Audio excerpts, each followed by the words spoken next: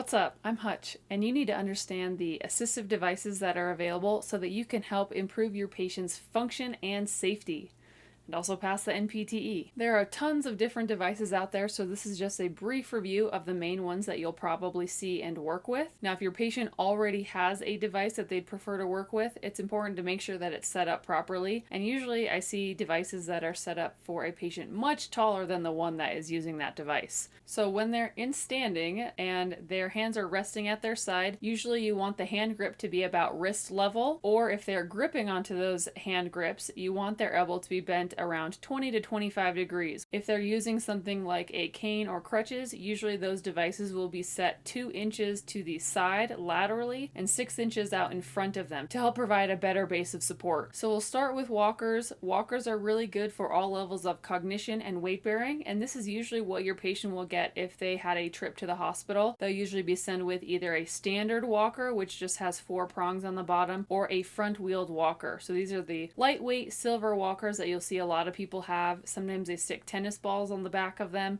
because if they're just pushing them along the ground, they can make a screeching noise and scratch up the floor. These are also tricky because if they have any loose carpeting or changes in surfaces throughout their house, those prongs can kind of get stuck going over their surfaces, which it can actually be a bit of a fall risk. Reciprocal walkers are a bit unusual and they can act just like a standard walker, but they're a little bit wider. If you press the button in the middle part of the walker, then that can actually allow one side to move forward at a time. You may also see a hemi walker, which is for patients who have hemiplegia or after a stroke. They can only really use one side of their body, can only support their weight with one arm, and so this provides a little bit wider base of support and more stability for the patient, but allows them to use only one arm when they're walking. Rolling walkers, also known as four-wheeled walkers, are a bit more common for your patients that are more active. They have brakes that work just like bicycle brakes, except if you push them down, they can lock into place. And these usually come with a seat with a basket underneath, so they have a place they can take a break in case of emergencies, as well as a place to store their stuff so they don't have to worry about carrying stuff as they're walking, which a lot of them really love. And then you have an upright walker, which can also be really good for patients who have had a stroke or an upper extremity injury where they can't really put pressure straight down on a walker, but they want their forearms to be supported. They want a little bit more upright support, and again, they have those hand brakes that they can use just like a bike brake. Most of these walkers can also come with a platform extension so that if they need a place to rest on their forearms, they're able to do so, but this one has it automatically. So those are the main types of walkers.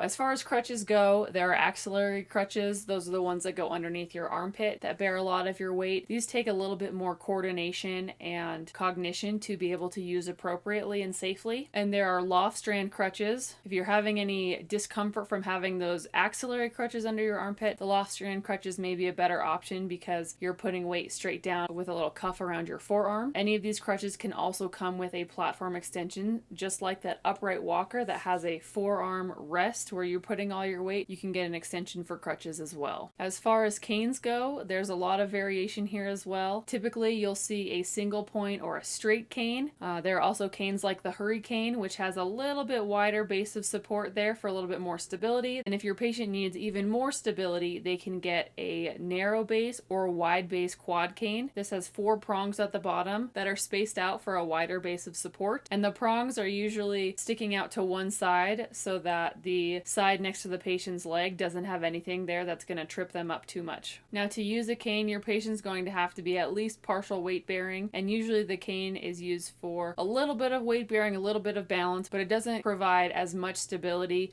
and support as some of these other options. Now it's time for NPT Jeopardy! Pause the video now if you want time to read and think about the question. Otherwise, you've got 5, 4, 3, 2, 1. This is mostly due to their impulsivity and poor balance. Generally, any type of 4-point walker would be fine, but most likely they'll use a standard front wheel or 4-wheeled walker. Hopefully that covers all of our bases. If not, you can always check out the description box below for a link to my notes on Etsy, or you can comment with questions or suggestions for videos I should do in the future. Otherwise, good luck studying and go change the world.